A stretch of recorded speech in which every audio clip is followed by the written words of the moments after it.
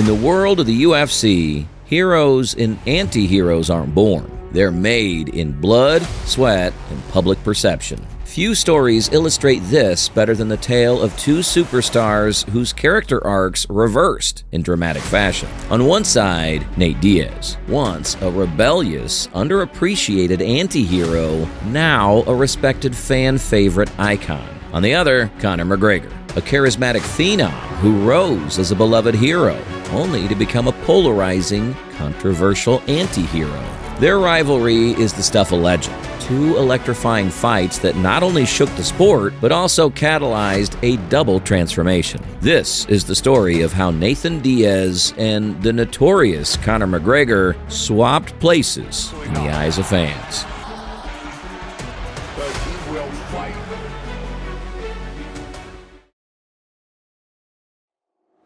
Nate Diaz, from rebel to fan favorite. Nate Diaz burst onto the UFC scene in 2007 as the younger brother of famed fighter Nick Diaz. From the beginning, Nate embraced a rebel role, scrappy, outspoken, and utterly authentic. He became known for his anti-hero persona, fighting anyone, anytime, anywhere, with a chip on his shoulder the size of his hometown in Stockton. Inside the octagon, he'd taunt opponents, even locking in submission holds and flipping the bird to cameras mid-fight. Outside the cage, he was unpolished and blunt, uncensored in interviews and press conferences. For years, Diaz was respected by hardcore MMA fans as a cult hero who had toiled in the shadows, dreaming of that one great shot. But to the wider audience, and even to UFC brass, he was a troublemaker. Talented, yet hard to market. He lacked the corporate polish of champions. He spoke in a gravelly drawl, cursed freely, and carried himself with a defiant smirk. His image is not one of a great fighter, but rather a tough guy logging a Chrysler-sized chip on his shoulder. Indeed, Nate seemed forever cast as the villain, the foil for more media-friendly stars. By 2016, Diaz had been fighting in the UFC for nearly a decade with only flashes of the spotlight. He felt overlooked and underappreciated. After a big win, Nate vented about the promotional push his rivals received. Yeah, Conor McGregor, you're taking everything I work for. I'm gonna fight your. You know what's the real fight? What's the real money fight is me, not these clowns that you already punked at the press conference. That moment of candor came right after Nate's career-changing victory. In March 2016, Diaz accepted a fight on just 11 days' notice against the UFC's golden boy, Conor McGregor. Conor was then a dominant featherweight champion moving up in weight, a seemingly unbeatable hero figure. Virtually no one gave Nate a chance, but Nate was unfazed. Under the Las Vegas lights at UFC 196, Diaz shocked the world by surviving McGregor's initial onslaught and then submitting the Irishman in the second round. I'm not surprised.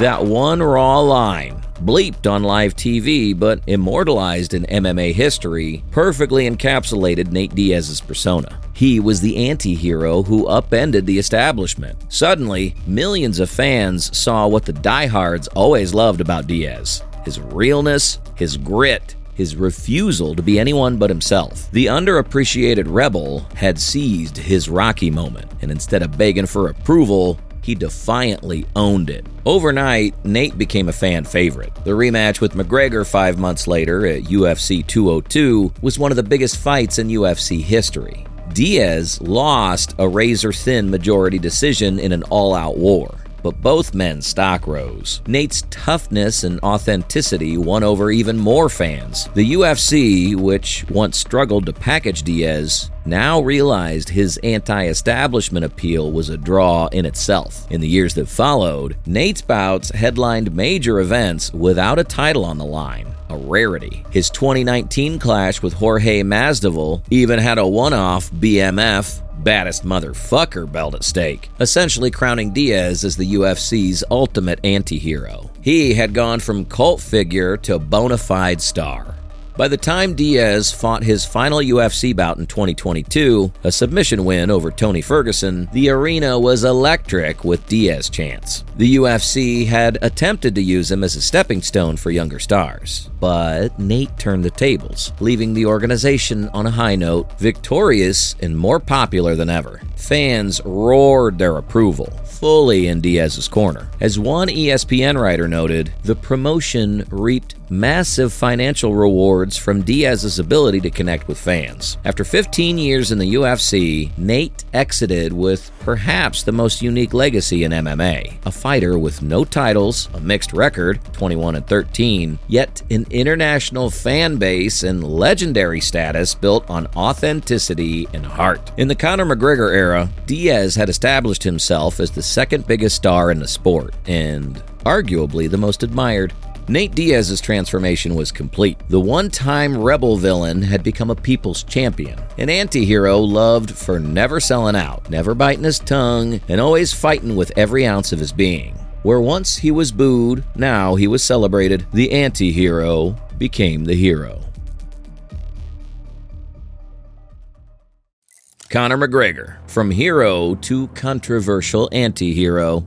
Conor McGregor in 2017, at the height of his fame and charisma. In stark contrast stands Conor McGregor, whose own journey went in the opposite direction. McGregor exploded into the UFC in 2013 with a tidal wave of hype and charisma. He was Ireland's proud native son, a smack-talking knockout artist with a movie star smile and a gift for promotion. Fans around the world were captivated by Conor's swagger and magnetic hero persona. He promised greatness at every turn and delivered. In just a few years, Mystic Mac made good on bold predictions, knocking out legends and collecting championships. By 2016, Conor was arguably the most beloved star in MMA. He possessed a rare crossover appeal, the brash confidence of pro wrestling showman, and the skill to back it up. When he headlined UFC's first event in New York's Madison Square Garden at UFC 205, McGregor made history, winning a second title to become the first simultaneous two-division UFC champion. The crowd was deafeningly pro-Conor. In that iconic moment, standing in the octagon with a gold belt over each shoulder, McGregor roared one of his most famous quotes. "I'd like to take this chance to apologize to absolutely nobody. The double champ does what the he wants." It was classic Conor, cocky and outrageous, yet somehow still embraced as the heroic conqueror. At that time, McGregor could do no wrong in the eyes of many fans. He even ventured into boxing to face Floyd Mayweather in 2017, turning the promotion tour into a global spectacle. In Toronto, on one leg of that press tour, McGregor stood face-to-face with Mayweather before a sea of fans. Irish flags and pro-McGregor signs were scattered throughout the crowd. An ESPN piece recounted, noting that Conor left Toronto as the fan favorite over even the unbeaten Mayweather. This was peak McGregor mania. But as the Mayweather hype tour wore on, cracks began to show in Conor's hero image. What started as bravado devolved into a vulgar, insult-laden performance that brought out the worst in McGregor. As one writer put it, the charming rogue edged into outright offensiveness, with racially insensitive jabs and over-the-top antics. Still, the world tuned in. McGregor's name equaled money and excitement. Dana White, the UFC president, admitted after Conor's massive payday from the Mayweather fight, reportedly around $100 million, that the Conor McGregor of old was long gone. Money changes everything. Indeed, in the years that followed, McGregor's heroic aura began to crumble. The first major turning point came in April 2018, in an incident that felt straight out of a gangster film. In a now infamous out-of-cage outburst, McGregor and his entourage stormed a UFC event backstage, and Conor hurled a massive dolly into the window of a bus full of fighters, including his rival Khabib Nurmagomedov. Glass shattered, people were injured, and the MMA world was stunned. Dana White was furious, calling it the most disgusting thing that's ever happened in the history of the company. The once beloved champ was now perp-walked in handcuffs into a New York police station, facing assault charges. It was a scene of villainy, not heroism. The McGregor vs. Khabib Nurmagomedov rivalry that followed later in 2018 cemented Conor's fall from grace for many. In the build-up to their fight at UFC 229, McGregor's trash talk turned dark and deeply personal, targeting Khabib's religion, family, and country. What was once viewed as entertaining bravado was now seen by some as crossing the line into bigotry. The fight itself drew record-breaking attention, but ended in chaos. Khabib submitted McGregor, then leapt out of the cage to brawl Conor's team, while McGregor threw punches at Khabib's cornermen in a melee. It was the ugliest post-fight scene in UFC history. As The Guardian later noted, the Nurmagomedov fight, its chaotic build-up, violent aftermath, and toxic fallout, is often held as the start of McGregor's decline. Outside the cage, Conor's troubles multiplied. He was caught on video punching an older man in a Dublin pub in 2019 over a whiskey dispute. He was arrested in Miami for smashing a fan's phone. He faced multiple allegations and legal cases, including serious accusations of sexual assault that tarnished his reputation profoundly. By 2020 and 2021, the once bright hero of MMA was becoming, in the eyes of many, a cautionary tale. McGregor's only victories were now in headlines on TMZ, not in the UFC octagon.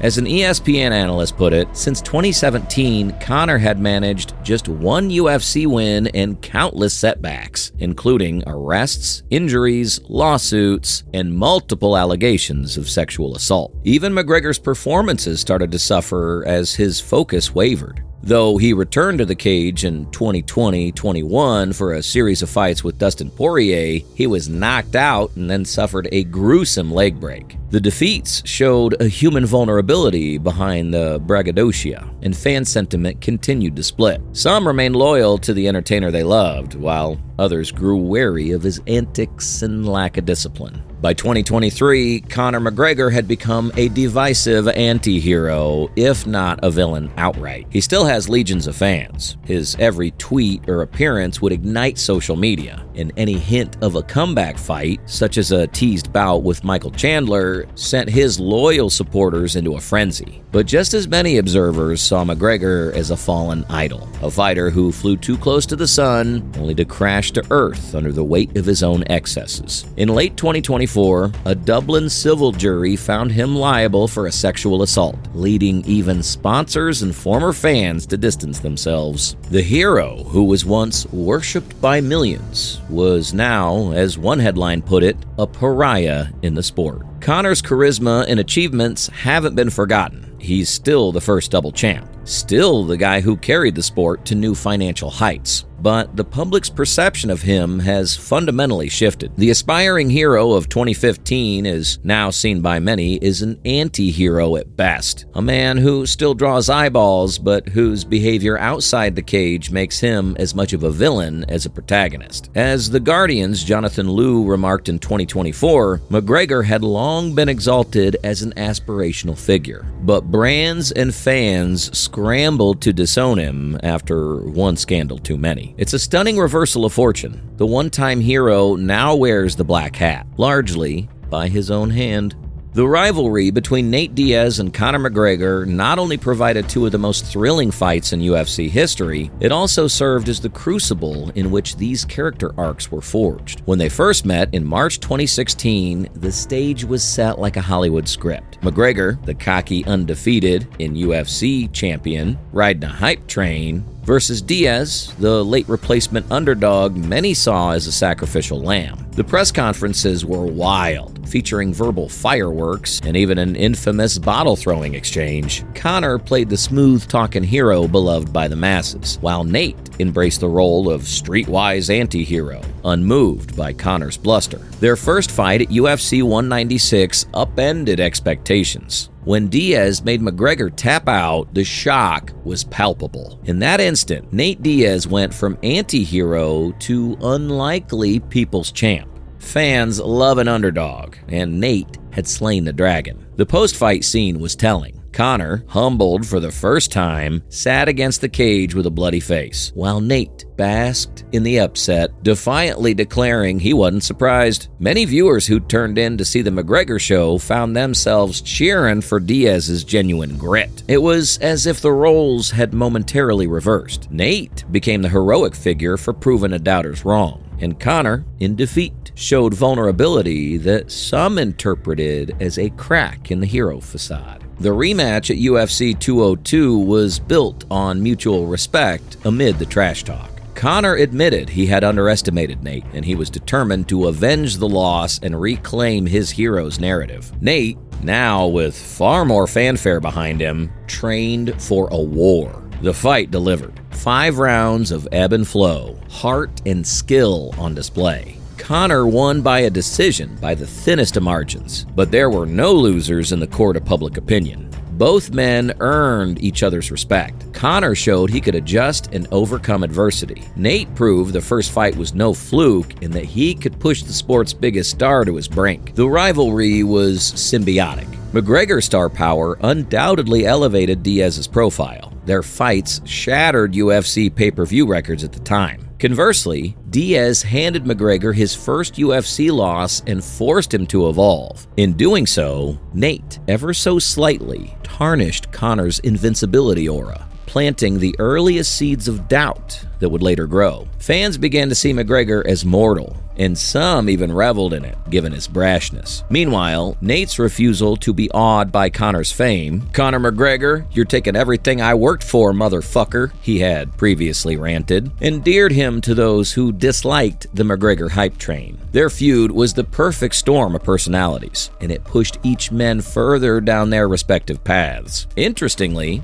as years passed, the animosity between Diaz and McGregor cooled. They share a strange kind of warrior's bond. McGregor has paid tribute to Diaz's longevity and star power, even tweeting that Nate is a UFC legend and promising that a trilogy fight will happen someday. Nate, for his part, has acknowledged Conor's skills and draw, though he'll never resist poking at McGregor when the opportunity arises. If and when the trilogy bout comes, the roles will be markedly reversed in terms of fan sentiment. The once irreverent villain, Nate, would walk in as the sentimental favorite for many, while Conor, once the adored hero, would likely be cast as the antagonist, with crowds either loudly divided or largely against him. The rivalry itself helps script this double turn. In the end, the story of Nate Diaz and Conor McGregor is a study in contrasts and the volatile nature of public image and combat sports. One man started as the outsider, a rebel with a cult following who, through perseverance and one fateful rivalry, became a beloved figure,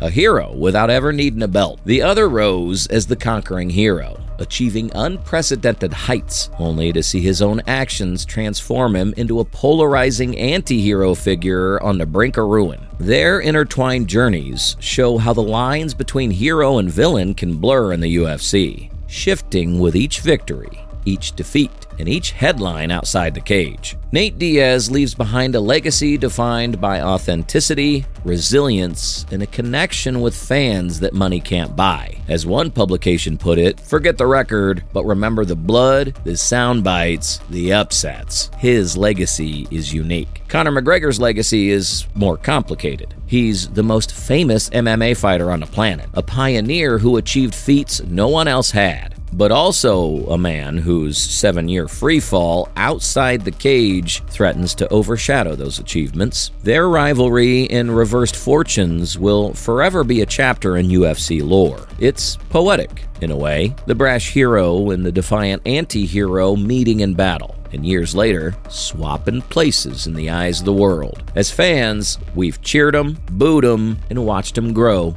And perhaps the final act hasn't been written. Should Diaz versus McGregor III come to fruition, it'll be more than just a rubber match for bragging rights. It'll be a clash of a hero turned anti-hero and an anti-hero turned hero, completing a narrative arc that even Hollywood would envy. In the UFC, your reputation can change in a heartbeat. One punch, one mic drop, one misstep outside the arena. Nate Diaz and Conor McGregor have shown us both sides of that coin. This has been their story. A tale of two fighters whose destinies and public personas became forever entwined, each serving as the mirror of the other's rise and fall.